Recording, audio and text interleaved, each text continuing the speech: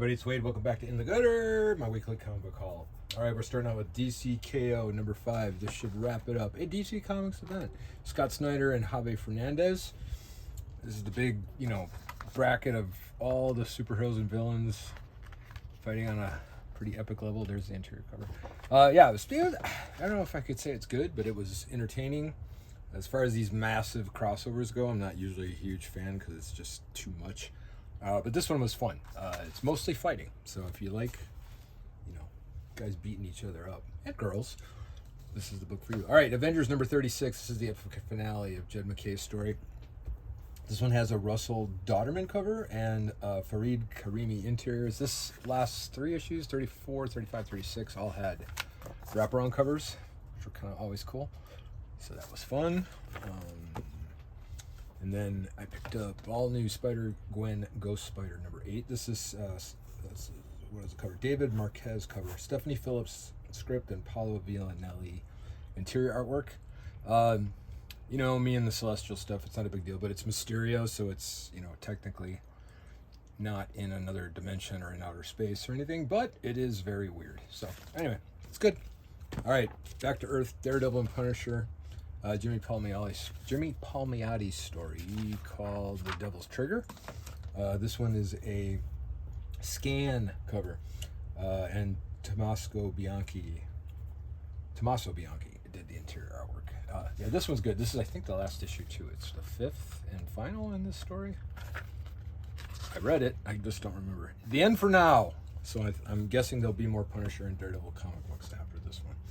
All right, Amazing Spider-Man Death Spiral number 2 of 9. Again, this is a huge crossover with Venom. I don't read Venom comics. I kind of flipped through this. I have no idea what's going on. Anyway, James Tynion, The Forts, Nice House by the Sea, issue 8 from the Vertigo imprint. This one is an Alvaro Martinez Bueno cover and interior art. It's a sequel to Nice House by the Lake. It's confusing, but good. It's creepy horror stuff. The concept's really nice, but I'm sort of waiting to have it play out. Some of these super cerebral, literate kind of stories are probably better read as a trade because you can absorb them all, but I do take a mental dip each month between issues, and this one's no exception. All right, a series I'm still enjoying at 17 issues. This is Batgirl. Just a complete departure from all other things happening. It's a Batgirl stories only involving her, with David Hilasky cover. Tate Brombill scripts, which I'm becoming a bigger fan of as I read more, and Takeshi Miyazawa interior artwork. It's good. It's kind of like a really good kung fu movie. That's maybe how I describe it.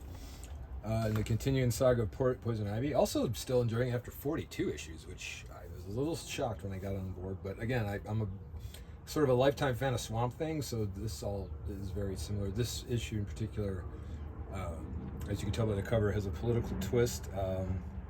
So less fighting than DCKO, I'll say that. Jessica Fawn cover, G. Willow Wilson script, and Marcio Takara. I always want to say Mauricio, but I think it's Marcio Takara interior artwork. Still enjoying that. All right, keeping up with the EC reboot. This is from Oni Press, Cruel Universe Volume 2, number 8. This one has a Miguel Mercado cover, and there's 3 stories inside. These are always fun. I just enjoy them. They're little bite-sized pieces. As is Hello Darkness from Boom Studios. This is number 19 already. Tate Brombill wrote a story in this one. This one always has 3 or 4 stories in it. It's got pin-ups. It's got like a little comic strip. So I look forward to this each month. So no matter what issue I get, there's always a few things to like. All right, people. If you haven't read Batman in a while, I recommended you jump on Batman number 1 6 months ago. This one is even a better starting point. So issue 7, the Joker's back. I don't want to give anything away, but it's got a cool surprise in the middle. As far as I know, a brand new twist in the Joker, something I've never seen before, and there's been a lot of Joker stories. But this one was very cool, and it's got the cliffhanger of all cliffhangers. So no spoilers for me, but I am going to give it go down to the LCS and pick it up. It's only $5. So Jorge Jimenez cover, Matt Fraction is writing it. Good job, Matt. And Jorge Jimenez interior artwork as well. This one's pretty cool. And if you haven't read Batman in a while, good place to start. All right, this one I'm not 100% sure of the background. So Narco number 1, I read the blurb about it, decided I'd often jump on new Image miniseries or series number 1s just to give them a shot. But this ties in, I believe, with a bigger universe, and I'm sure you're gonna. If I had people actually watching these videos, I'd have someone correct me in the comments. But I think it's part of this plastic universe, and there's plush and vinyl. So I'm late to the party, as they say. But I'm gonna start here. So Narco number 1. This one is a Daniel Hillard cover with Doug Wagner scripts and Daniel Hillard interiors. It's surrounds some type of serial killing. I can't tell yet if it's mystical or magical or what, but there's sort of otherworldly things going on, and they may be explainable in the human realm. Like I said, I'm new to this, so it's just the first issue gave me a little bite. I'll keep reading and find out more.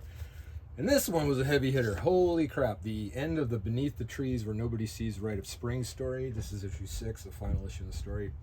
I think Patrick Horvath needs to seek professional help. But yeah, really good. And the Astmain Elau, I should figure out how to pronounce this. I don't have the proper credit for this. Anyway. Alright, anyway, I these were great. Just, but, like, so quietly terrifying and dark, but with these like really appealing anthropomorphic animals. It is the weirdest, little juxtaposition, which is probably an overused word, but a huge thumbs up on this one. And if you haven't read it, I'm sure there'll be a trade in a couple months. Absolutely worth, it's probably $20. Pick it up. It's a great read. All right, it was a good solid week. I feel better. My brain is better. I'm always better with comics. So until next week, keep your mind in the gutter.